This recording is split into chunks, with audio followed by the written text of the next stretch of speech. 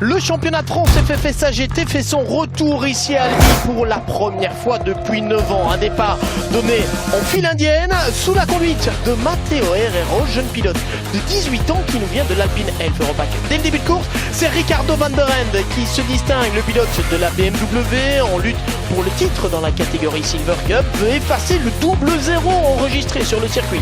Paul Ricard, après un double abandon suite à un problème de moteur, remontée très spectaculaire pour Ricardo van der Ende, la BMW de l'espace bienvenu qui va revenir à la deuxième position dans la catégorie Silver. En âme, le leader Pascal Hutto se retrouve dans une position bien inconfortable, perte de quelques places pour l'Audi du team Full Motorsport, pendant que Ricardo van der Ende lui poursuit sa remontée vers l'avant. Avant la fenêtre pit stop, il sera en troisième position. Autre pilote qui remonte très vite, c'est Fabien Laverne, même si ici il se frotte quelque peu à Eric Clément. Fabien Laverne qui était 15e sur la grille de départ et qui à la fin de son relais se retrouvera à la 7e position du classement général.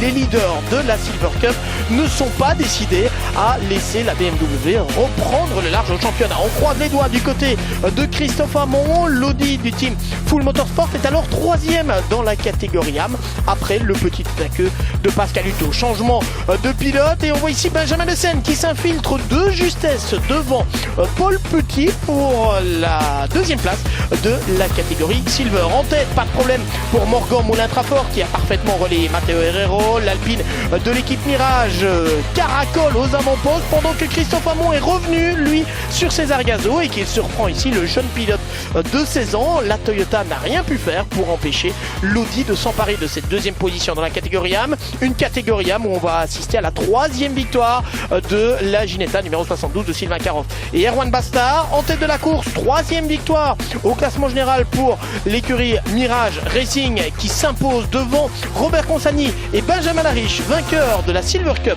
pour la première fois cette année. Et en Pro-Am, la victoire revient à Nicolas Prost et Christopher Campbell sur l'Alpine CMR. Il y aura demain dimanche une deuxième course pour le championnat de France FFS AGT ici sur le circuit d'Albi.